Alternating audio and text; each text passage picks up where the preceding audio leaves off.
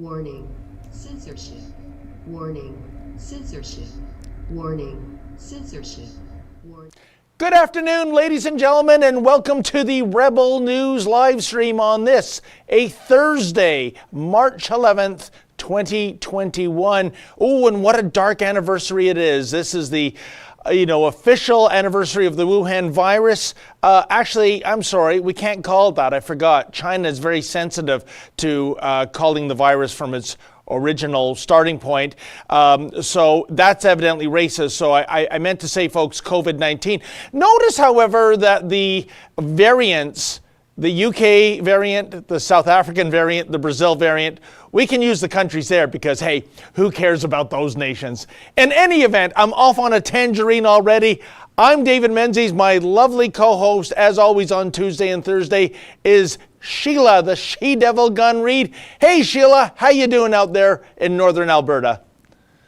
Yes, it's me, your friend, she-devil. Yeah, it's fine. I mean, I'm back in my home studio, which means that the day is not terribly hectic, but when I say terribly hectic, I mean we're not doing 10 stories today. We're probably only doing 8 stories between you and I, because this is the beginning of the second year of 2 weeks to flatten the curve. And there's never been more news. And it's just constant. Fighting the fines, fighting for civil liberties, helping people who are receiving $1,500 fines, $1,200 fines, $880 fines. For what? Doing things that were completely normal and completely legal and remain completely normal, but because we're all supposed to be still engaged in 2 weeks to flatten the curve, going about your normal life, it puts you on the wrong side of the law these days. But thank goodness that we're able to help all these people through fightthefines.com. Oh, I agree, Sheila. Our colleague Drea has a video coming up soon about a little girl having her birthday party raided SWAT style by police after a COVID Karen ratted her out to the authorities. It is unbelievable. I think this is an unhappy birthday marking the coronavirus. I think, though, it is a happy birthday if you're certain people out there, government officials, bureaucrats, public health officials that have become drunk with power when it comes to eclipsing our civil liberties and our freedoms, Sheila. I think these are their salad days, and they don't want them to go away. Well, I think those days are numbered, though, for these people. The more I'm out in the world, I can even see it on my own Facebook page. I mean, there are people that I went to high school with that I wouldn't necessarily remain friends with, but just out of nosiness, I'm kind of friends with them on Facebook. And from the beginning of the pandemic to now, you can see that they want off the crazy train. They were true believers at the beginning, and now they are like, I've had it, I've had enough. So it's sort of like a doomsday cult. Anybody who knows me knows that I love true crime, and I'm very interested in cults and how they form and how they end. And this is like a doomsday cult, where at the beginning, everybody people were scared. The government offered the solution, and everybody went along to go along, and they became true believers in this new religion of COVID restrictions. But as the doomsday never comes, and the comet never comes, even though we're all still wearing our matching pajamas and the comet's going to take us all away. It's not happening. Yeah. And people are starting to leave the doomsday cult. There will always be, as is with every doomsday cult, true believers that get to the very end and end up, just going down with the ship. But those people remain just a few people. I think we're getting to the point where people are saying, a year? It's been a year? And we never saw the catastrophic first wave, the catastrophic second wave, and now the third wave. They're building emergency hospitals to deal with when the first and second wave didn't really come and overwhelm us.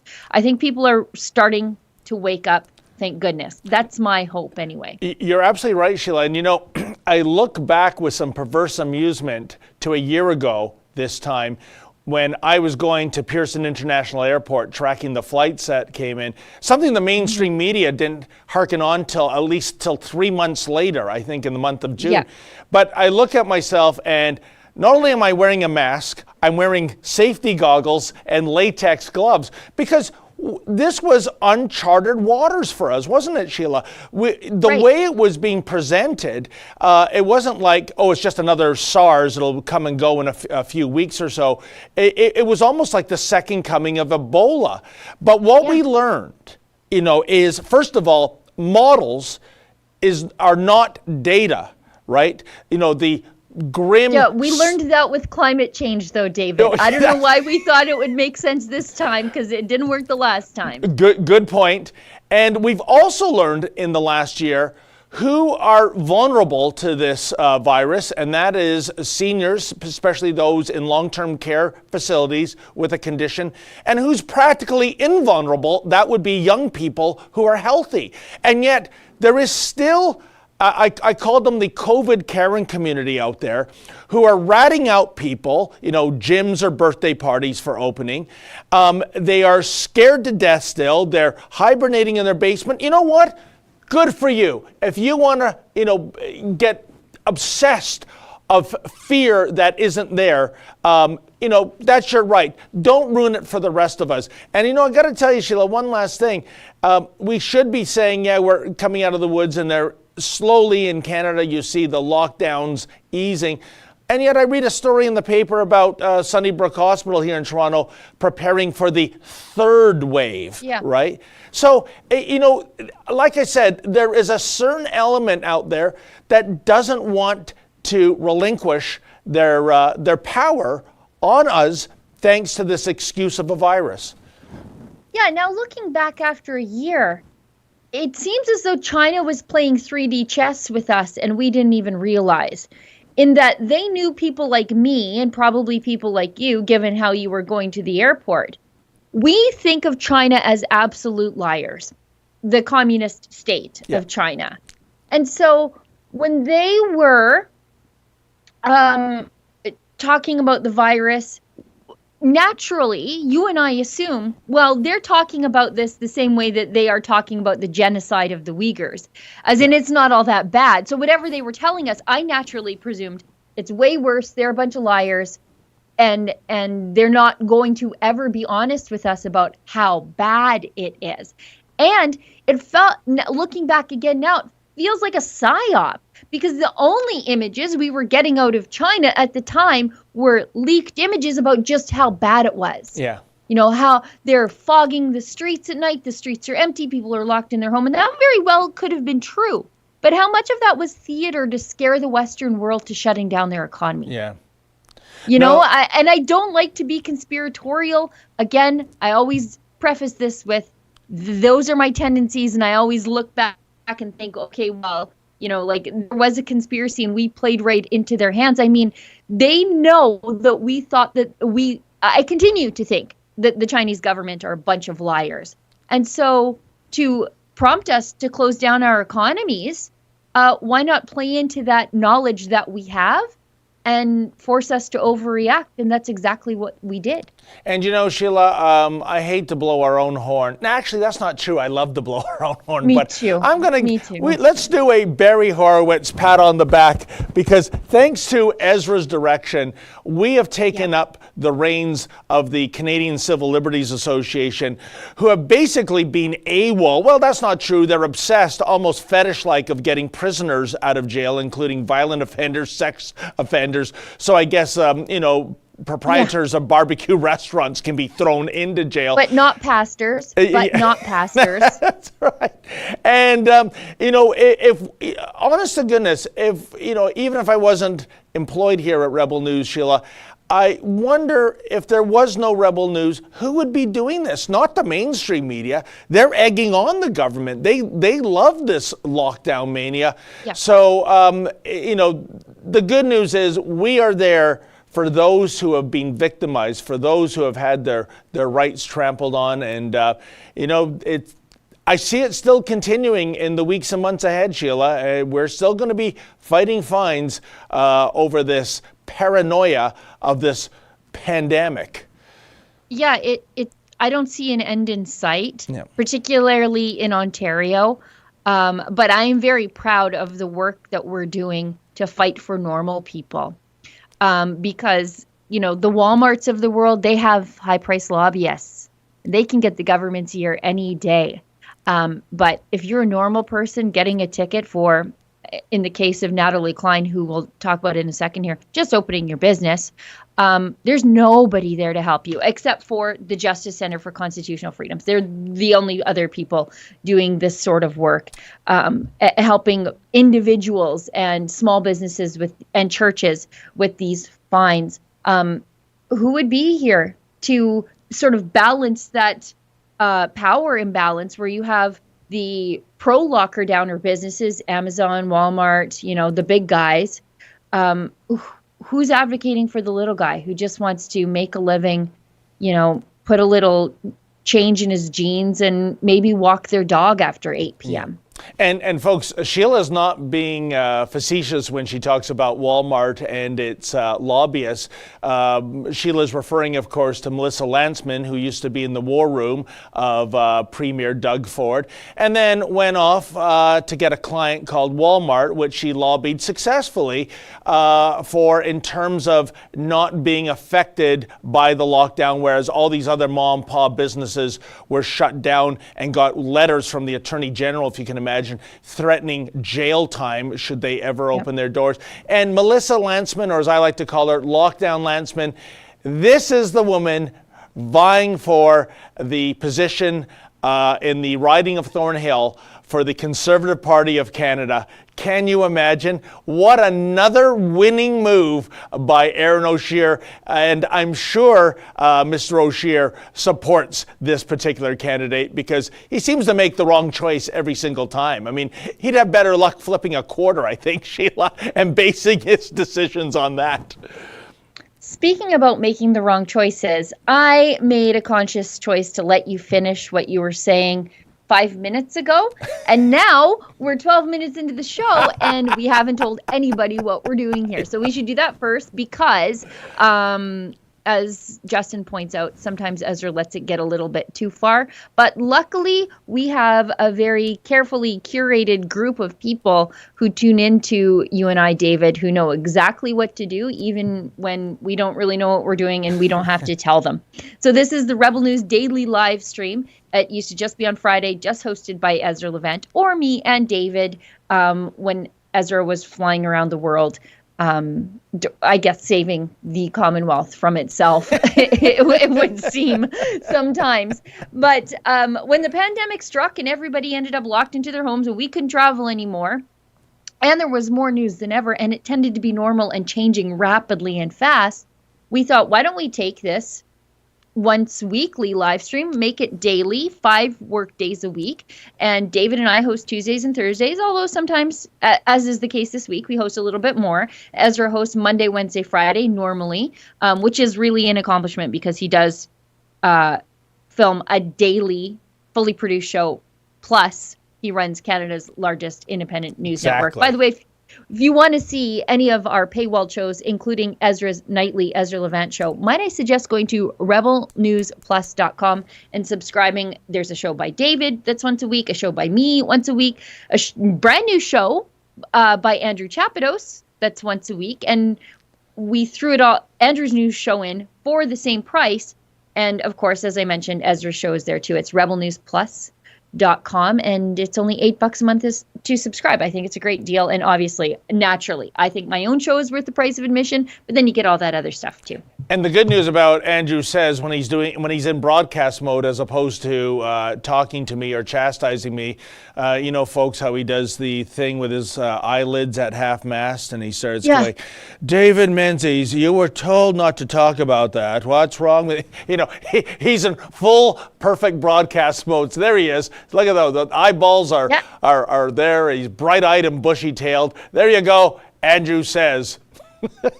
By the way, Andrew has a very, I think, interesting show this week behind the paywall. And I suggest if you are on the fence about subscribing to the paywall, he's got Chris Sky on there, sort of Chris Guy, unfiltered, and well, I wouldn't say out of control. He's in control, but he's a little wild.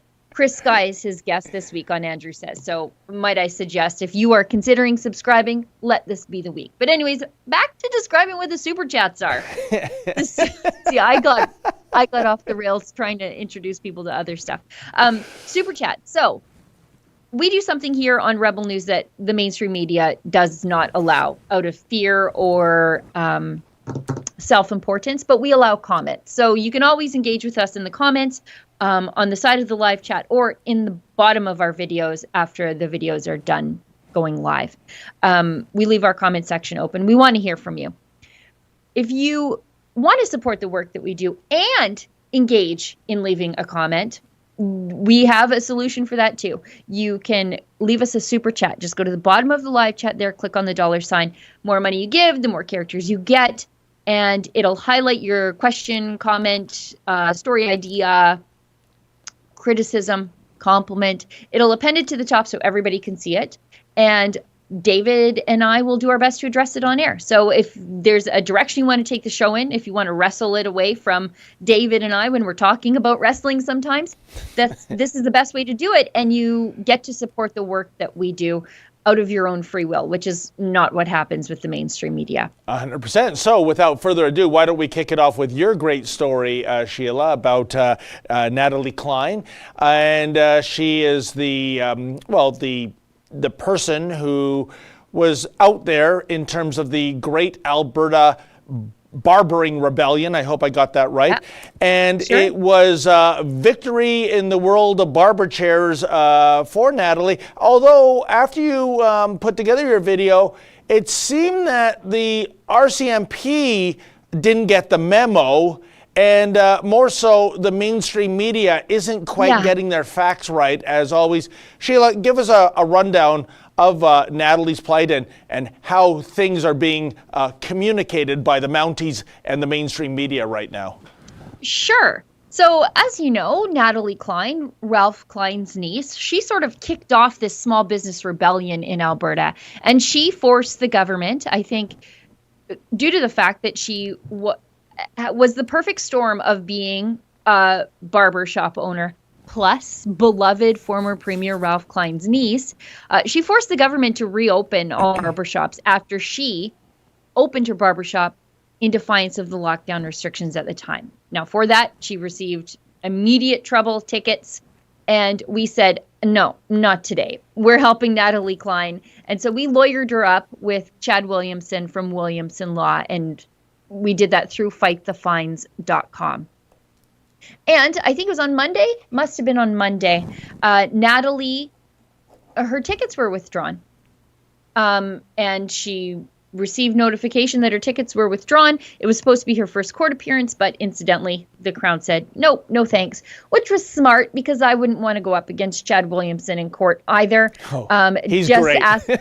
Just ask the lawyers who had to face off with him when dealing with Chris Scott from the Whistle Stop. So anyway, that's the backstory of all of this. So we do a victory lap. Obviously, we deserve a victory lap. Natalie deserves a victory lap. She stared down the government and won. Yep.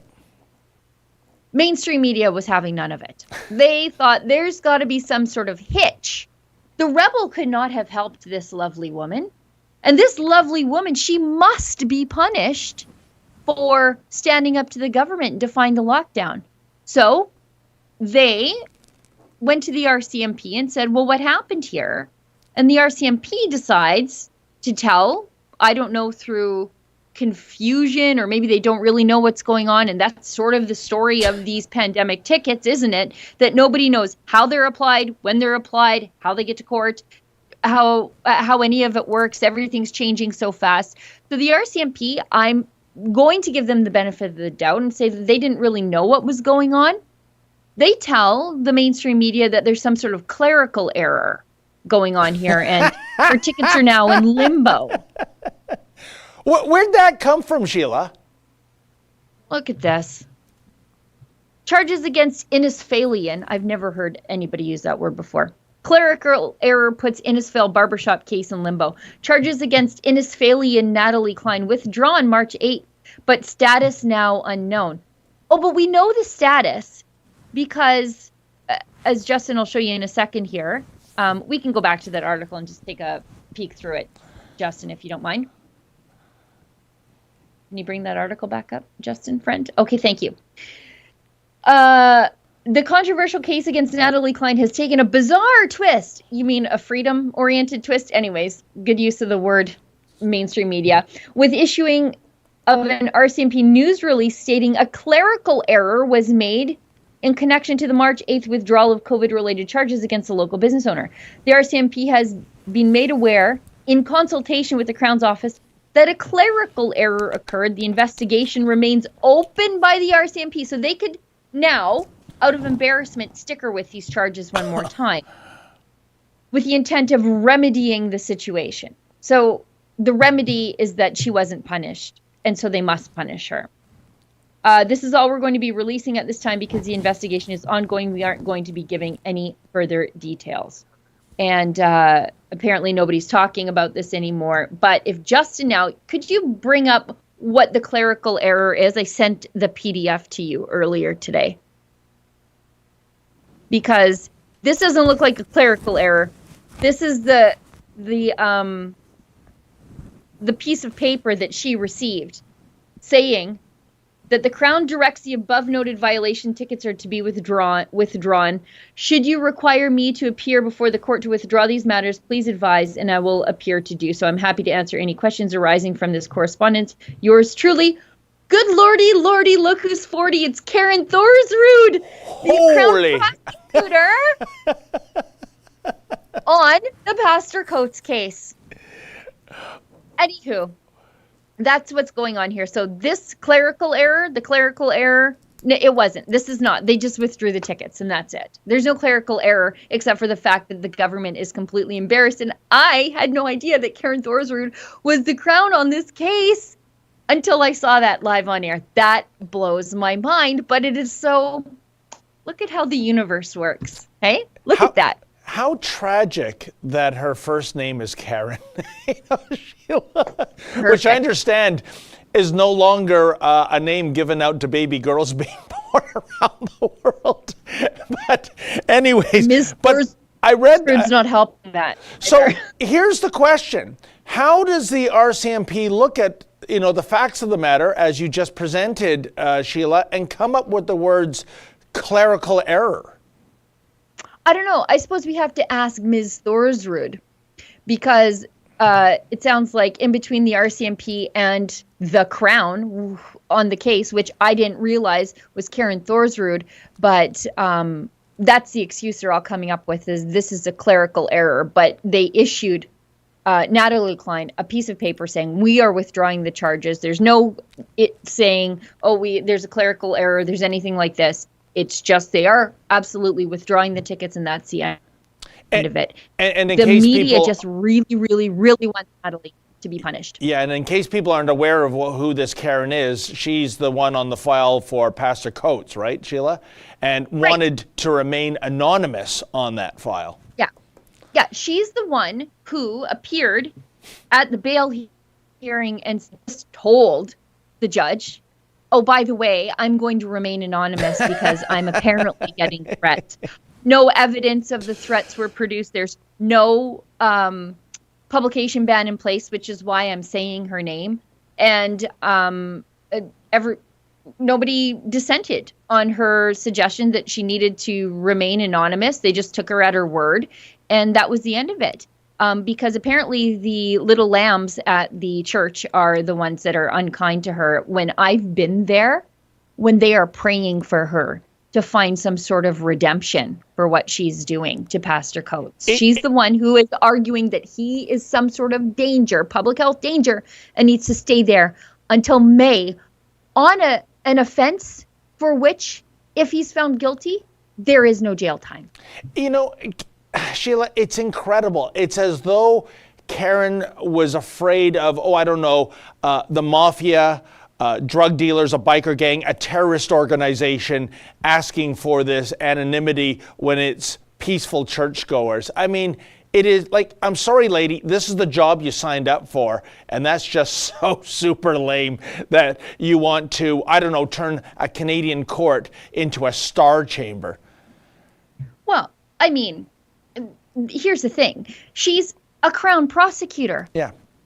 Pretty sure you know the cops. Pretty sure you know some bailiffs. Yeah. Pretty sure you know how to get people prosecuted for threats, if there are indeed threats happening. And if there are, I hope there aren't. Because I'm the recipient of death threats from time to time, and they're not the greatest. But unfortunately, it comes with the job, and she's in a far better position than I would suggest 99% of the population to deal with them. So deal with them. And don't hide your identity from the public who wants to know who is responsible for this atrocity happening to Pastor Coates. And Sheila, have we ever seen any proof of death threats, like an email, a phone message? Because I can tell you, down the road from us in St. Catharines, Ontario, Alicia Herder of Chrome Artistic Barbering, she's had a death threat. She's got sent us along a voicemail of a woman saying that she should be beheaded. And the St. Catharines police, well, actually it's Niagara Regional Police, but they're going, well, you know, nothing. It's kind of a nothing burger, and it's as if they don't have a cyber crimes unit. You know, I can bet you if you sent out a message of beheading to certain identity politic groups, that cyber crimes unit would be on it like a dog on a bone. And meanwhile, this single mother entrepreneur, no, it's nothing to see here. Move along, move along. What a disgrace.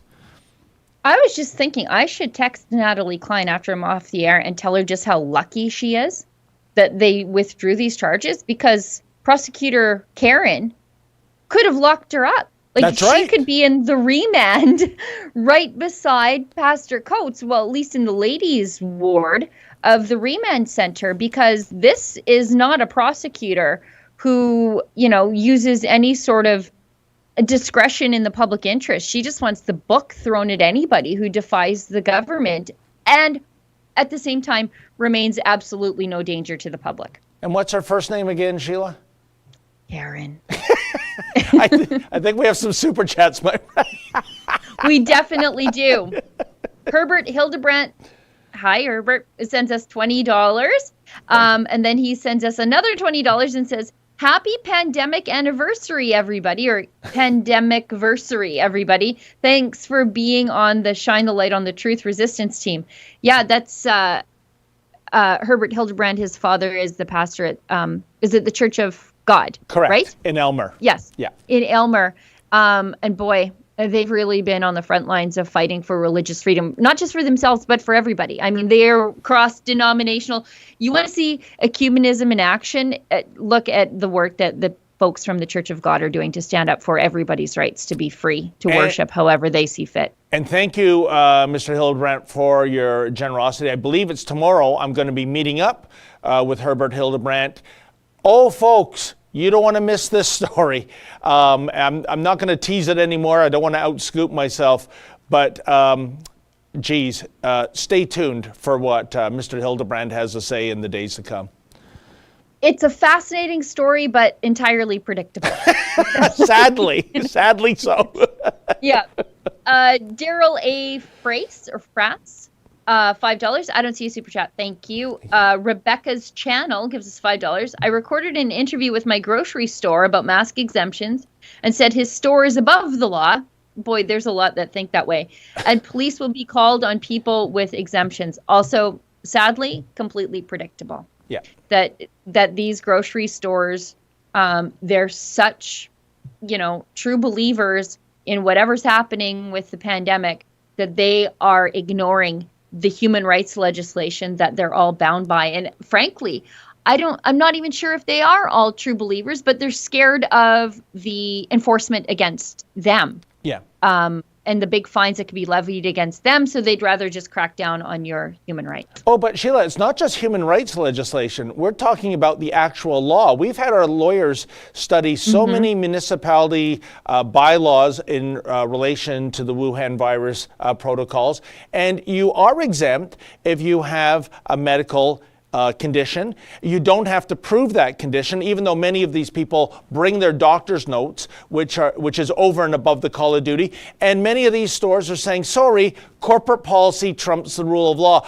No, and you're going to learn the hard way in court when these fines get challenged. Yep. Chris Lynch gives us $10. Just wanted to say Alberta Health Services and Alberta's doctors are a bunch of hypocritical clowns. Drove 6 hours round trip for a 5-minute conversation with a doctor for the girlfriend. Doctors are no heroes. What were you doing? Were you trying to get a mask exemption note so that your girlfriend can just be normal and not risk her health to go to the grocery store? Because I'm seeing a lot of that, like people driving enormous distances just to get these in-person permission notes, basically. Something that they could easily send you as a PDF over the internet. But, it's just your time they're wasting.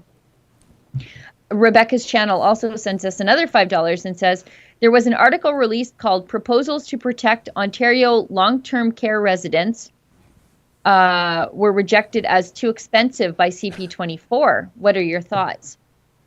Really? That's staggering, because I've said from the get-go, once we realized who was dropping in greater numbers than any demographic, and I'm talking about seniors at long-term care facilities, especially with a kind of medical condition, this is exactly where we should have directed our resources. And also, like Taiwan a year ago, shut down international flights from virus hotspot countries, as Taiwan did, and that meant they didn't have to shut down their economy.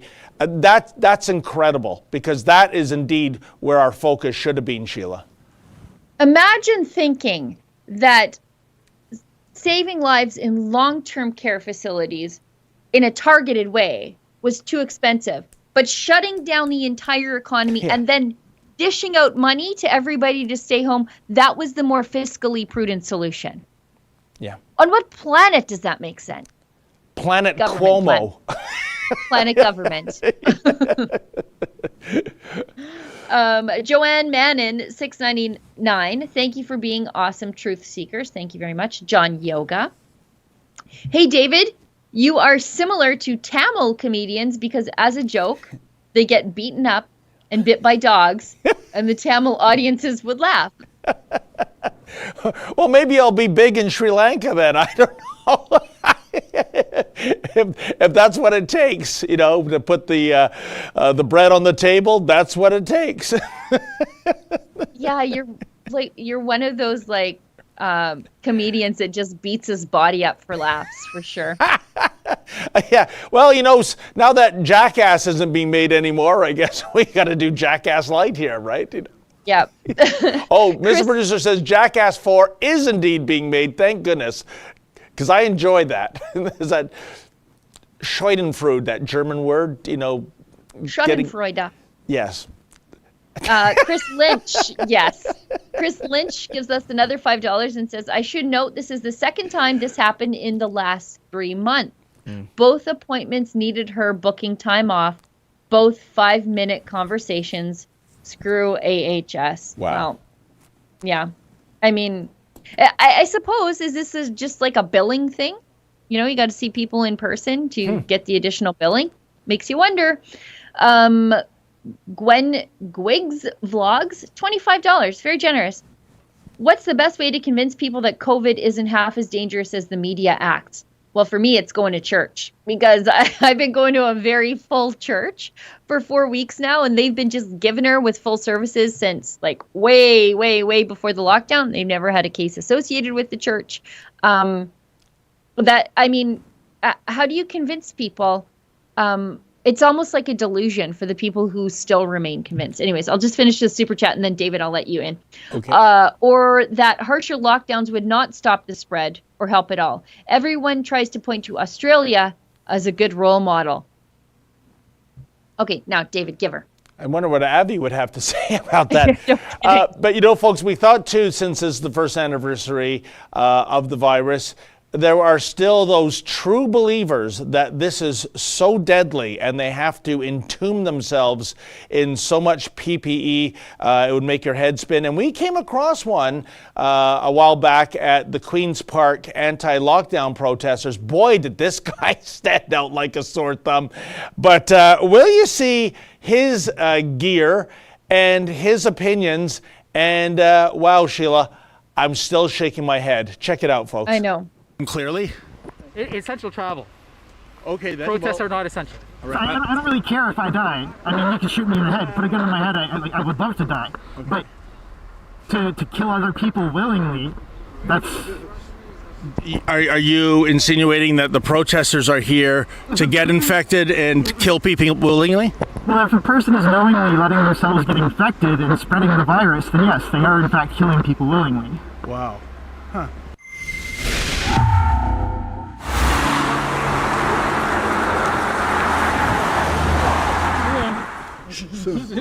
Well, You can't blame the police for protecting cars or not. I can't understand that silly thing. Doesn't do you any good. Sounds like you're auditioning for the Bane role in the next Batman movie, sir. Let's try it again. What were you trying to say? Watch this, guys. He's trying to communicate, but I don't know.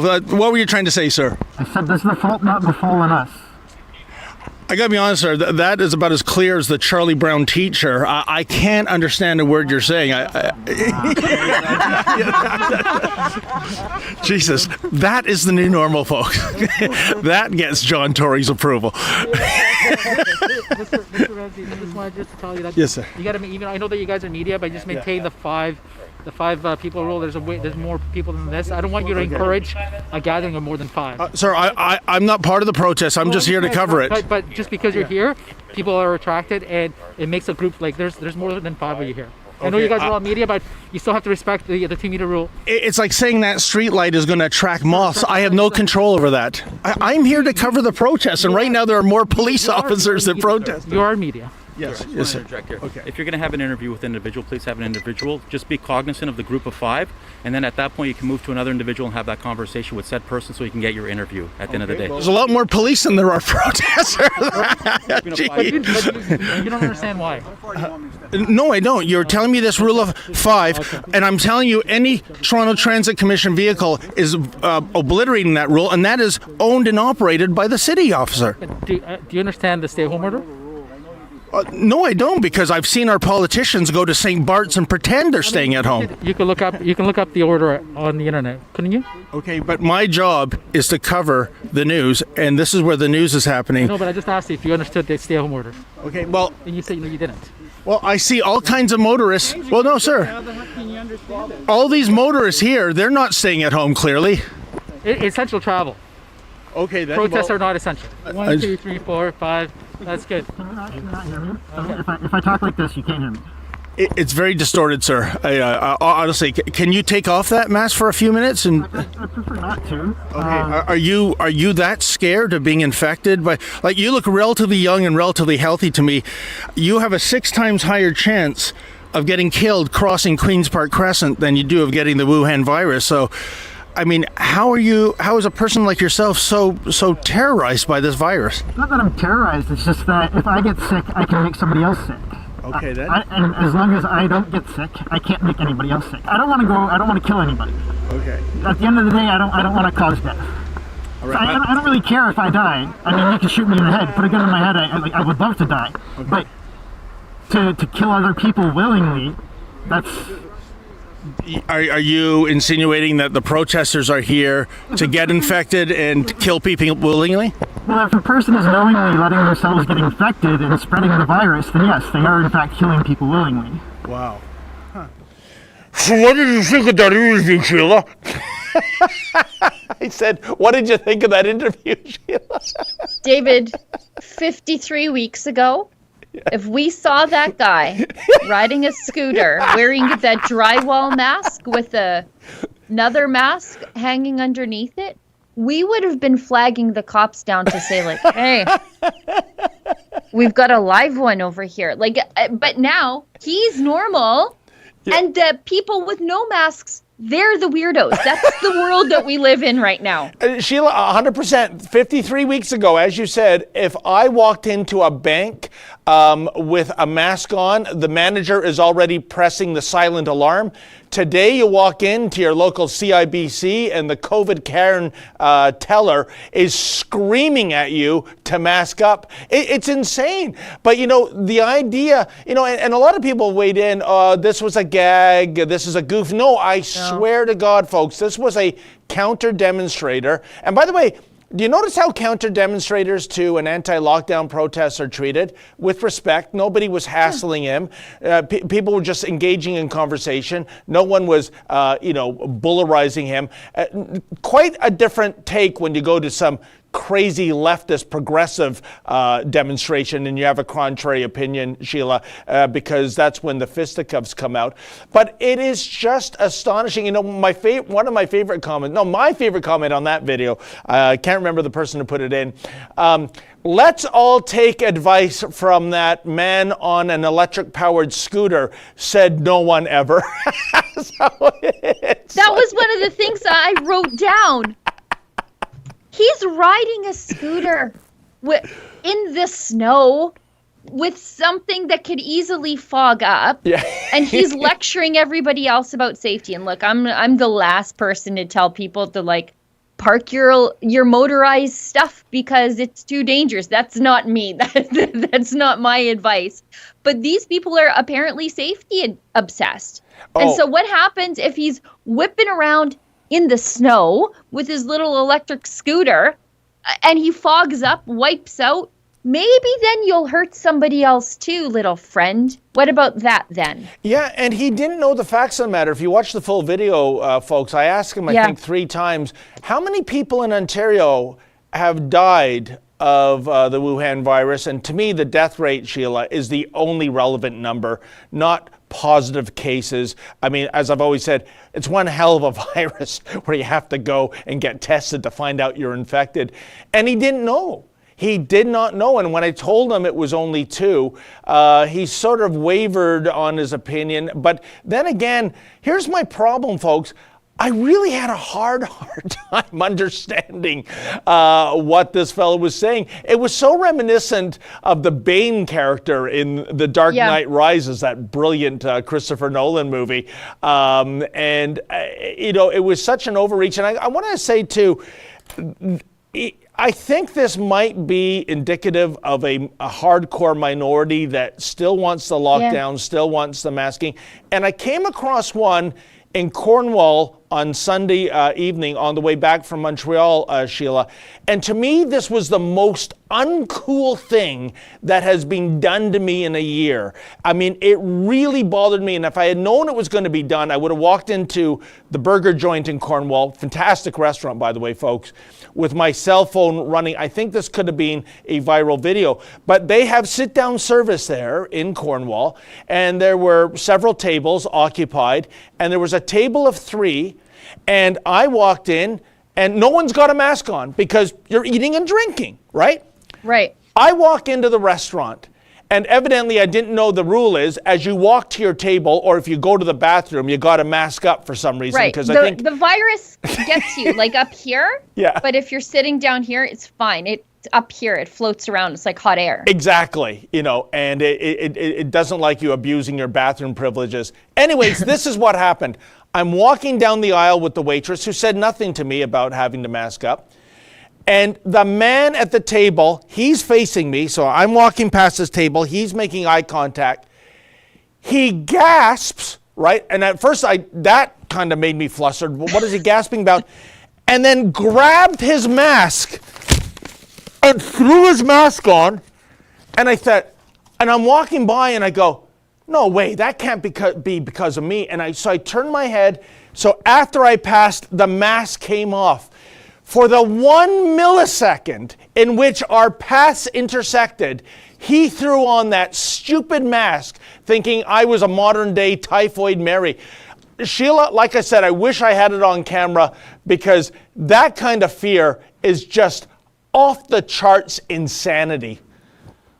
Imagine being so scared of what CBC and CNN tells you, Yes. that you behave like that you see a man walking past you and you are like gasping, audibly gasping and holding something over your face. Imagine thinking about your fellow man like that you're so scared and so influenced by Rosemary Barton or the other Cuomo brother. Imagine being so scared by the things that Brian Stetler tell you that you would behave like that in public. Like it's, can you tell me though, did he have, like the guy on the scooter, you know how I know people are really like, they're buying into this? When they have the knockoff luxury brand masks. So it'll say like Gucci on the side, but it's definitely not Gucci. Or like, for example, the guy with the drywalling mask that on the scooter,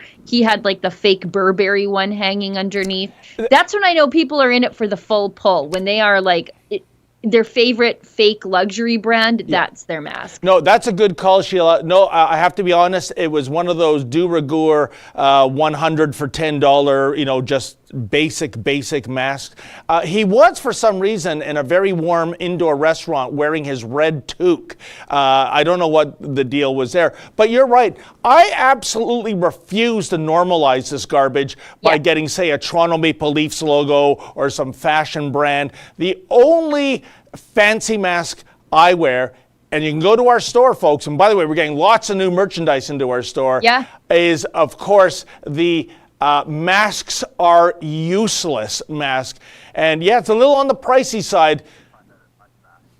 And you can, evidently you can find that at unmask.ca. Is that correct, Mr. Producer? Unmask.ca. And you can buy one of those. Believe me, those are, there you go. Masks are useless. And $25, it's not cheap, but if you want to make a political statement, because sometimes, Sheila, for example, I'll likely be going to the airport later today. I'm going to get physically tossed out of there if I don't wear a mask. So if I have to wear a mask, like for that assignment, that's what's going on my face. Something saying masks are useless. And I always wonder what the reaction of people are. Those in the know are probably going, oh, right on, I love that, I got to get that mask. But I wonder if other people are thinking I'm just trying to be, ironic or comical about this, and I actually do buy into masking. I hope there's not a lot of that. I was wearing one to get through airport security, and I won't say which airport I was at because I don't want the lady to get fired. But I was going through airport security, and my mask said, and my kids got it for me, it says, I'm just wearing this so I don't get a fine. And I'm going through airport security, and I always get yanked for additional screening or whatever. And the lady's like, she looks at my mask and she goes, me too, sister, me too. I think a lot of people are like that. And one other masking story, it was earlier this month when Sid the kid and I went up to Sudbury. Halfway up the road at a little gas station, there was an LCBO store, a liquor store. I went in to buy a bottle of wine. And the clerk, the male clerk, there was a male clerk and a female clerk. And this guy, I actually, he was so friendly. Hey, how you doing? Whereabouts are you from? And I said to him, you know what? You are the nicest LCBO clerk I've ever met. And I'm wearing the masks are useless mask. And the lady said, George or whatever his name, he is the friendliest guy you'll ever meet. And then he said, by the way, mister, what does your mask say? And I go, here, read it. And so I pulled it tight so he could read masks are useless. Oh, man, did a cold front come in then, Sheila.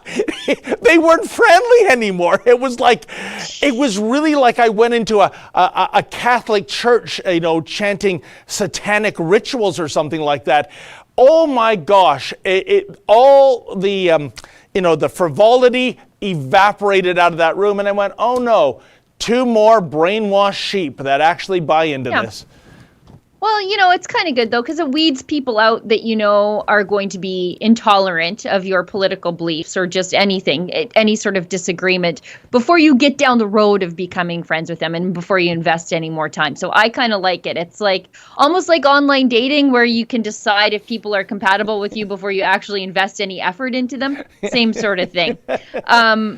I can hardly wait to hear some of the super chats of Bain Jr. Oh, boy. Though, I really hope that I aspire to having the sort of dragon energy that one guy that you saw with the hole cut in his mask having a dart. That's the kind of dragon energy about masks that I want to have. Okay, let's get going. Brackathor gives us $5. Hi, David. This one's for you. Your mantra of back the blue. What is that other than empty virtue signaling when you're against the majority of their enforcement lately? Okay, let me answer this question this way. First of all, we have tried very hard to find out who's making these orders. We've gone to the city, we've gone to the mayor's office, we've gone to the Toronto Police Service, and we can't get a clear answer to that. There is somebody obviously behind the scenes directing the enormous police resources to Yonge Dundas Square and Queen's Park to shut down genuinely peaceful protesters. I can also say that I spoke to the wife of a police officer. She's trying to get him to come on camera. He'll have to be disguised. He's at a police division, and she told me something very interesting. She and her husband, who's a police officer, are huge Rebel fans, and in the division he works in, it comes down to this. 50%, half the police officers, think this is garbage and they despise having to do this. The other half are totally vested into it. This is all about public health and safety, right? So that's the dichotomy we have. I have no reason not to disbelieve her, and hopefully this police officer will have the guts to come in. And it is guts, folks, because if he is ever outed, he'll be fired 100%. Yeah. So I'm working on that, but that's the lay of the land. So just like you can't judge all people, of a certain religion, skin color, you name it, with the same brush, it's the same with these cops. Yeah, and I've seen it firsthand here in Alberta, where in the big cities there's a much more heavy-handed approach, and maybe that's just, the political lay of the land with the kinds of people who are joining the police force in big cities versus in small town Alberta with the RCMP, who they don't want to be involved in any of this. Yeah. They're very reluctant participants in all of it. And they still believe in the Charter of Rights and Freedoms. They're the kind of, it's different when you live in a town of 500 and everybody knows your name and where you live. It's a different style of policing when you are a member of the community and not some nameless, faceless legion of John Tory. And Sheila, you have to have law enforcement, because if we follow the mantra of Black Lives Matter and defund or cancel the cops, then what do you have? You have anarchy. I'll be fine, but I worry about everybody else. Jaden Haight gives us $20 and says the Society of St. Vincent de Paul thrift store in Belleville, Ontario turned away my 14-year-old sister for not having ID. That's weird. ID? Apparently that's weird. Apparently they need to know the address of every child who wants to buy a used jacket. Insanity. That is insanity. Because I, generally speaking, am a big fan of the Society of St. Vincent de Paul. It's a Catholic charity. They do great work. They help women and children leave abusive relationships and set them up in apartments and fully, equip those apartments for them. I mean, they're an incredible Christian charity. And I think you might have a bad store manager, and maybe start there. Yeah, I want to believe it's a bad store manager. Yeah, that's not a thing. I mean, in terms of contact tracing, the most I've seen is you write your name and phone number, and what do you want to bet? Half the people putting their phone number down, it's 967-1111. That's the pizza phone line. Yeah, so. I've seen people give out Dina Hinshaw's office number on the contact tracing on the tables, like when I go for a beer with my girlfriend, that if anybody asks, we are in some sort of throuple. because you're not supposed to be out having beers with people who aren't in your immediate household. So I already have my backstory in case somebody asks. But people will put Dina Hinshaw's office number on those things all the time. Yeah, but I've never been carded to get into a thrift store or anywhere else. That is ridiculous. That's insane. Jason Tranter gives us $9.99 in pounds and says, keep up the great work. Well, thank you very much. I think we actually have a UK video in the hopper coming out in the next couple of days. Great. MEC gives us $2. So grateful for you both. And Rebel, thank you. Well, thank you so much. Alan Baudouin gives us $5. Thanks for informing Canadians. Oh, you're very welcome. Cowboy Ray gives us $5 and says, there have been studies into the infection rate. I was tested for one, but none have been released. They do not want the real asymptomatic rate known. Yeah, I think you're probably right about that. That's a good point. Nathaniel gives us $5. Stores who refuse service to mask-exempt people are in reality discriminating against persons with disabilities. Yes. Absolutely true. Absolutely true. I mean, try to refuse service to someone who is in a wheelchair or is blind. Oh, God help you if you do that. Exactly, Sheila. And that's the thing that's why, as part of the bylaw, you don't have to bring your doctor's letter. It's kind of like if you saw somebody parking in the handicap spot and they get out of their vehicle into a wheelchair and the manager came over and go, I think you're faking. Can you get out of that wheelchair and walk a couple of paces? I want to see if you're really handicapped. No, that's not how it works, right? C182OPR gives us $5. The leader of this CPC, is Error O'Fool. Can you publish a list of the persecuted Christian churches? I'd like to send them a donation. Off the top of my head, I know Fairview Baptist, Grace Life, Church in the Vine. The one, though, that probably really needs your help the most is the Full Gospel Outreach Center in Prince Albert, Saskatchewan. They received a $14,000 COVID fine. And as far as ministry and the people they minister to, they're the absolute most vulnerable outcast amongst us. When they say, whatsoever you do to the least of my brothers, that you do unto me, they live that out. So they work with the inner city, drug addicted, homeless, people from impoverished Indigenous reserves in northern Saskatchewan. They received that lockdown ticket for failing to sing with masks on. And the outbreak that spread to them actually came from the casino, but the casino was allowed to remain open. And they were already dealing with a church flood that basically destroyed their worship space. And they just didn't have the money to rebuild. So they were, it's just a catastrophe. So that's the Full Gospel Outreach Center in Prince Albert. Just think of that, Sheila. Casinos allowed to rake in the dough, probably from people gambling with money they don't have.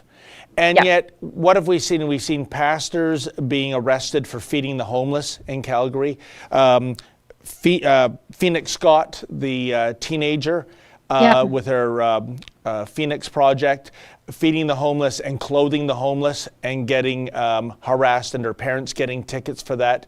But the casino, hey, as they say in Vegas, the house always wins, baby. Yeah, Full Gospel Outreach was forced to close for 30 days. And the thing is, that's 30 days without food, shelter, and clothing in a harsh Prince Albert winter. That's what it meant for the homeless people that they minister to. And so we are helping them through fightthefines.com. We've got the really excellent Sarah Miller from JSS Barristers working with them to get in court. Because when you yank $14,000 out of the pocket of a church that does what they do with what little they have, tell me that's not evil. It's incredible. Anywho, let's keep going. Mike519, it gives us $5. So CBC, how is being in the ditch? Oh, yeah. At Grace Life, they have to stand in the ditch, if they even come anymore, because their bloodlust for seeing Christians taken away in handcuffs has not been satiated lately, so they just are starting to not even come anymore. Well, Sheila, speaking of blood, their blood pressure must be off the charts. How dare we, the national broadcaster, are treated like this? That's the kind of entitlement you find over on Front Street. Yeah. And then when we walk into the church, it's a far different experience for us. But we're respectful of the church, and we want to tell the whole story. I was going to say the other side of the story, but there's really no other side of the story. There's just one story coming out of Grace Life. So the rest of the super chat goes on to say, just keep testing out those zoom lenses. How do you get news in the ditch? Well, they really don't. They just get a photograph that furthers the narrative that the church is a super spreader event, which it has never been. And they get a photograph of the full parking lot, and then they go to the RCMP for comment. That's journalism for them. Whereas me and our team, we've got teams flying in from Toronto to cover some of the churches that I can't get to, like in Calgary, and I think Lincoln went to Medicine Hat one weekend. And I'm there usually at 5 a.m. at Grace Life, just in case the RCMP show up and try to Adam Skelly them. Oh, and Sheila isn't kidding about the laziness, folks, because last week when Mocha and I went out to the Crown Plaza Hotel, that's one of these quarantine hotels, I mean, our mobility in a so-called quarantine hotel was unbelievable. We walked into the food service area, we went up to the 11th floor, we're filming away, and it really gave, we saw a poor soul, she was an elderly woman wandering away aimlessly. It really gave us a heck of an insight into how these hotels are run. Anyways, when we came out in the parking lot at the restaurant where we parked our car, there's a CTV van and a CTV cameraman filming the exterior of the hotel. And I said, hey, my friend, do you know you can actually walk in and get shots? And he said, I swear to God, folks, nah, I'm not interested in doing that. So when I got back in the car, I said to Mocha, yeah, he's not interested in practicing real journalism. Why would you drive all the way from Agincourt to Mississauga to film the exterior of a hotel that you could pluck off the internet? It's astonishing, Sheila. And it is really something else to watch these guys say they need a bailout. For what? What are you doing? You want more money to do even less than ever before? People might actually want to pay for what they're selling if you got out and put a little wiggle in it, put some hustle into your work, but they don't do that. Yeah. We're working, we're giving her, I mean, when was the last time you took a weekend off, David? Oh, in the last more than a year, I've had 3 full weekends off. And I'm not complaining, folks, or Ezra. Or Ezra. I think these are very important stories we're covering. And I can tell you this, given the misery of being unemployed in a lockdown situation, I'll take being overworked 100 out of 100 times any day. So there you go. Yeah. And, somebody asked me, actually, it was at Grace Life Church. One of their people asked me, like, how do you show up here every single weekend? You're here very early. We know you drive quite a distance. We know you have a regular job during the week that you work. And then when people are talking to you, I always realize that, and I'm sure you know this too, that you're a brand ambassador. Even when you're not feeling up to it, every person that talks to you is important, and it's important for us to listen to what they have to say to us. It's the same reason we leave the comment section open. And he said, how do you have the energy for that? And I said, you know what? It's coming to places like Grace Life, where you walk in the door and all you hear is thank you. And you know what, Sheila? Thank you for getting it right. Yeah. And not only just thank you, Sheila, but the most humbling thing for me, and I'm still not used to it, is when a complete stranger who's a Rebel fan comes up and stuffs in my hand a $20, a $50, a $100 bill, which I always bring back to Ezra on Monday morning, and says, thank you for the work you do. I'm not comfortable donating online. Please take this cash money. Yeah. Could you imagine a CBC or CTV or a global journalist getting money stuffed into their palms, Sheila? I guess. I mean, Justin Trudeau does it to them all the time. But that's our money. I know. Hugh Prendergast is a $6.99. Menzies was the fat guy with the bad hairdo you interviewed at the filmmaking event, a cop. No, he was a driver. I thought for a second, I was going to say this, but I thought it was too mean. I was going to ask him, hey, you're not Ron Jeremy by any chance. But he did look like that. Oh, yeah. I think Ron's behind bars right now in California, so it couldn't be him. But no, he was a driver. And given the way he spoke so candidly, I hope he didn't lose his job, because they're very tight-lipped on these movie sets. I had, Mocha and I had somebody following us around like a hall monitor, barking working to all the other cast members not to talk to us. They've got to go through official channels. So, what kind of film set were you on if you thought that guy was Ron Jeremy? Mikey 49898 gives us $5. Saskatchewan has now allowed 10 people in their homes instead of 5. Yippee, we can have the rest of our freedoms back now. Shout out to Justin. Oh, he was kind of slow on the draw there, wasn't he? Do you know what, Mikey 49898, if that is indeed your real name, if you would like to help us continue to make Saskatchewan more free, because I mean, it's really quite onerous, the lockdown restrictions you've got there compared to the rate of coronavirus hospitalizations. I think you have one ICU admission per 3 hospitals in Saskatchewan, and yet, you know, the government still controls who you can have in your home. Might I suggest tossing a couple bucks our way at opensaskatchewan.com. We've launched a charter challenge to the lockdown in Saskatchewan, and this will be the first time that the government is forced to show their work, to show what data they were basing their decisions on to lock things down and continue to lock things down. And that's at opensaskatchewan.com. And again, that incredible lawyer I mentioned previously, Sarah Miller from JSS Barristers, the one that's helping the church in Prince Albert, she's the one on the case here. And boy, the government is not going to want to get in front of her, that's for sure. We have such great legal talent here, don't we, Sheila?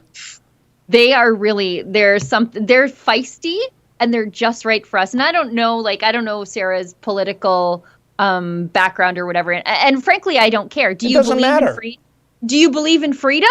Yep. Okay. Get on the bus. And that's kind of the person she is. She cares deeply about religious freedom. She's working so hard with Art Pulowski in Calgary and then the church, Full Gospel Outreach, and now to free all the churches in Saskatchewan and everybody else in Saskatchewan. She's the perfect one for the job. Yeah. Earth to Sasha, ASMR, gives us $5.49, and I don't see a super chat. Corey Miles, $20. No super chat. Thank you, Kane and Mark. Danielle Smith said on AM 770 is happy to see Pastor Coates see him is jail. What happened to Danielle Smith? Hi, Justin. I don't think that was Danielle Smith. Because Danielle Smith just did an interview with Pastor Coates' wife, Erin Coates. And she did ask some, difficult questions, as journalists should. But I didn't get the impression that she thought that Pastor Coates should be in jail. And that was on, I believe it was the Western Standard YouTube page, if you want to check that out. Oh, boy, was that late in coming.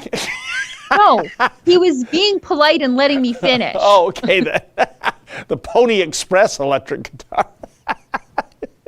Astro, $5. And again, I'm just reading the super chats here. Say white genocide. You are loving this COVID game, but we'll never talk about the real issue of white replacement in European countries. I'm not a ethnic nationalist. I'm not. Sorry, I'm just not. I don't care about that sort of stuff. I'm a civic nationalist.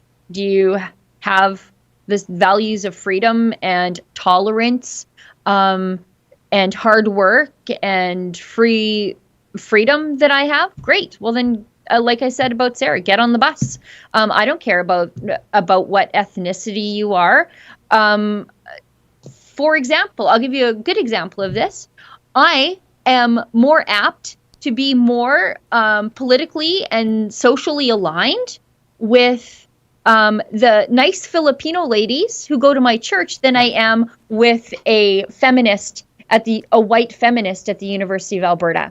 So, to pick people based on their race, I mean, I'm sorry, but that's where the far left who divide people and the modern neo-Nazis, that's where they hold hands. because that's how they decide people's value is based on their ethnicity. And they divide people into little demographic groups and a hierarchy on a totem pole. And that's how they decide their worth. And I'm sorry, that's not how I decide people's worth. I believe their worth comes from their inherent humanity. No, well said, Sheila. This is not a race-based thing. We have seen in the past year, every country has suffered some kind of lockdown. The economic damage is in the untold trillions of dollars. So the idea, like I've always said, it's kind of like, the O.J. Simpson case with the LAPD. Hey, coppers, don't frame a guilty man. There is already so much evidence that you can see of what this virus has done that you don't have to go into conspiracy theory territory. Yep. MEC, $2. So disappointed in the Conservative Party of Canada. Thank you for all you do. Yeah. Me oh too. Boy. Me too. Me three. Big Josh gives us $20. Thank God for Rebel News. How long do you think it will take for all these idiots to stop drinking the government fear Kool-Aid, take off their masks, and start accepting the reality of this scam-demic? I think it's happening pretty soon. I mean, this is a year. But don't forget, Sheila, remember I flagged that front page story in the New York Times back in January that even when America is 100% vaccinated, here's why you should still wear your mask. Can you imagine? Yep.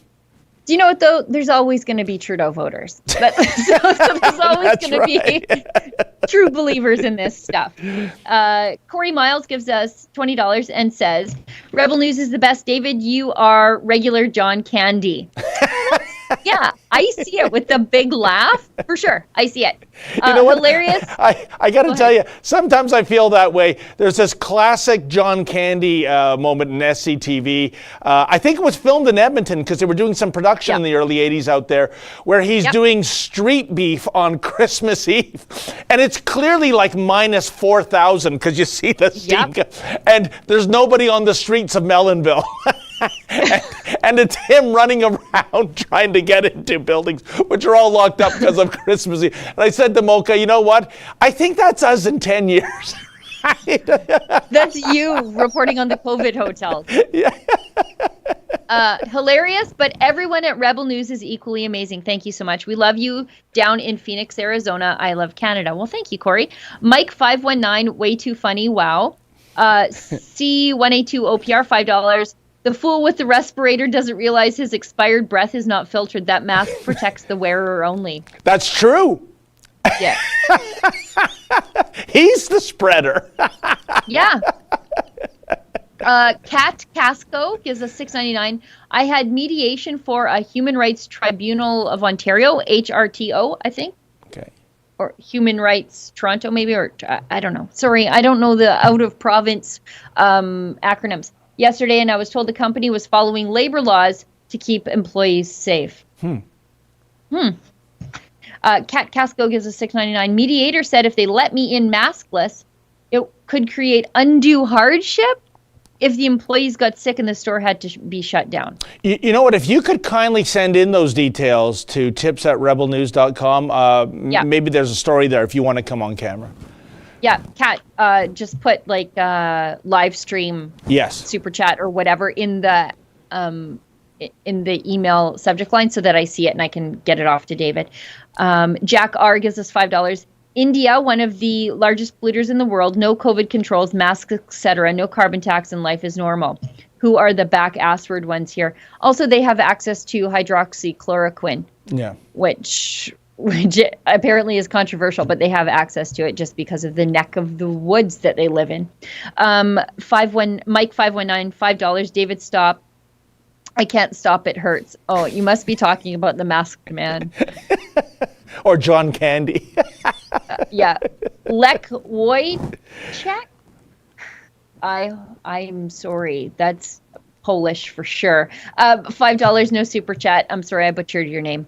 Marc-Andre Lariviere gives us $6.99. I wonder how David Suzuki feels about all the masks littering the street, footpaths, forests, etc. Great book, Ms. Reid. God bless. Well, thank you very much. Yeah, nobody ever talks about the fact that this medical garbage is all over the place. And I don't think that they're like toxic super spreader things, but I also don't want to pick up something that's been all over your face all day. I just think that's gross. But all these people who are worried about health and safety can't just like put them in the garbage can. They want to throw them on the ground so some, I don't know, 4-H kids can poke them up with a stick in the springtime. It's gross. It is brutal. The littering etiquette and the driving etiquette, I must say, folks, has gone out the window during this pandemic. And as for Dr. David Suzuki, I always love that soundbite at the beginning of the Ezra Levent show where Ezra's saying, "You're the biggest climate hypocrite I know." Yeah. When Ezra's knocking on the window, David. So this is business as usual for David Suzuki, folks. Yeah. You know what? Till he moves off the beach, I'm not going to believe that the oceans are rising. How's that? Joyful Heart. Oh, sorry. Kenny says, gives us $5. Will we ever be able to return to a life without masks? I refuse to shop at a store that enforces masking unconditionally. Joyful Heart gives us $5. Did SARS or H1N1 lead to the political division we are experiencing right now? How are people not realizing this? Yeah, or the seasonal flu. Yeah. I want to say something, but this is one of Ezra's fantastic observations, I think, Sheila, that when we were down, it was on Trinity Bellwoods Park, so many young people, either by themselves or they're absolutely couples because they're holding hands, and on a beautiful sunny day outdoors, and they're wearing their mask. And to him, as Ezra said, he made the example of, if you're a Muslim woman wearing the hijab, you're advertising, this is what I believe in. Much like these young, healthy people wearing masks, we believe in big government, we believe in lockdowns, we believe in what the mainstream media is telling us. And if you're in our circle and you're not wearing a mask, you are out of our circle. You are not part of us. It is, I think, the mask now is a political statement more than a health thing. Sure. I just wish that they would admit that, though. Because I don't know, your political statement shouldn't control my behavior in a grocery store, right? Like my shirt today is a political statement. It says Patch Proud. It's a pro-oil patch shirt. But like this is my political statement the same way their political statement is a mask, but what's that got to do with me going into Walmart? And that's where it becomes just that one level more sinister. Okay, Ginger Marshall gives us $5. People should just stay the F home if they are so paranoid about COVID. Yeah. Yes, again, your fear should not control my life. Just stay home. If you think that I'm going to kill you by breathing, imagine thinking that. But anyways, if you think I'm going to kill you by breathing, there's this magical solution and you don't have to come in contact with me because I'm going to be out there in the world. So just stay home. Kian should run for Alberta. We need rebel people. You want Kian in the mechanisms of government? I'm not sure that he would fit well into the little... He would be a square peg in a round hole, that's for sure. But he could be the conscience of government, I think, Sheila. Yeah, I think he's out there better fighting for freedom. I know that's how I feel about myself. I think of, like, if you wanted to put me into a special circle of hell, if I died as a Catholic and I had not gone to confession first, I would spend purgatory 1,000 years working for government. Brackathor gives us $5 and says, but how will the police force in any way be redeemable when virtually every officer will belong behind bars themselves for violating our rights? I just refuse to paint them all with the same broad brush. Me too. MEC gives us $2. How many left-wing shows turn off comments? All of them. All of them. Yeah, virtually. Yeah. Yeah. Kenneth Melnichuk, $6.99. Hi, David and Sheila. Great show. I have yet to see rebel journalists wearing masks are useless masks in their videos. Curious on why is that? Well, I generally don't wear masks in my videos anyways, because I'm out there and about. Wow, Mr. Producer, look at that trained broadcast professional in a nanosecond. There you go. There's my mask on. And yeah, and by the way, folks, anyone saying, you're not wearing it properly, it's not over your nose, well, that's part of the shtick too, okay? It's useless.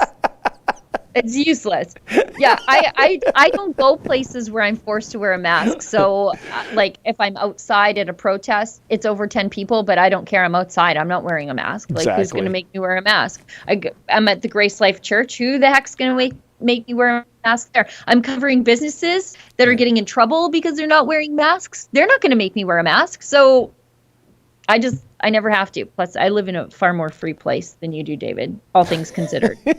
Yeah, but it's 20 degrees here today, Sheila. Is it really? Oh, yeah. Room temperature. What is the weather here today? Oh. Well, is it minus 16? No. It was minus 16 at 7 a.m. It's a minus 9 right now. Yeah, so you got the wind chill, I got the humidex. You bundle up, I'm passing the tanning butter. What do you think about that, Sheila Gunn, Reid? Gross. Richard Bligton. We're 20 minutes over, David. We got to get through these. I know. I'll shut up. This is $5 says a parrot character holding his belly laughing out loud. Joey Sharp, $5. Fraser McBurney. Hi, Fraser. Fight the fines case, Fraser. I kicked in this morning for the Free Saskatchewan. Let's see them explain. Yes, that's at opensaskatchewan.com. We want to see them explain themselves, and hopefully what happens there starts a cascade of similar, I guess, cross-examinations in other jurisdictions in the rest of the country. Hopefully it can be used as a template, what we've done there. That's right. Jack R, $5. Sheila needs to run for MP in her riding. No, don't do that. Are you mad at me? What are you mad at me? Don't make me do that. MP nothing. The Khaleesi of Alberta is what I say. I don't mind my MP, to be honest with you. My MP is Garnet Janice, so I'm not upset about him. There you go. She would win hands down. This way, Rebel could register as a political party, then Ezra for prime minister. Oh. Except, how do we sue for journalistic freedom? I mean, it would be just a reason to exclude us from stuff, right? Because they say, well, we don't want them because they're activists. Well, if we are a registered political party, then they're right. Would that not be the most fascinating conversation ever, Sheila? Prime Minister Levent and President Joe Biden. Can you imagine? They would both be off on different tangents, having different conversations, but standing in the same room together. Libby T, $5. Disposable masks are filling up landfills, trillions of them. Yeah, for sure. Flat Earth Channel, $6.99. He says the Earth is flat, which is, I guess, $6.99 use of his marketing dollars. And Michelle Rosetta, $10. Thank you for doing what you do. Every time I tune in, it helps me to continue to focus on the reality I want for my children. Big super chat hugs. Thank you very much. Justin, are we done? We did it. We are done. And, you know, Sheila, for the first time ever since we've been doing Tuesdays and Thursdays, neither Lisa Proust or Annalisa S. Weighed in with a super chat. Have I been dumped, ladies? That's okay. I'm used to that. But for all the rest of you that tuned in, and especially those who were so generous with your super chat money, I appreciate it. So on behalf of Mr. Producer, Sheila the She-Devil Gunn Reid, and myself, David Menzies, thanks so much. We'll see you again next week on Tuesday. In the meantime, stay sane.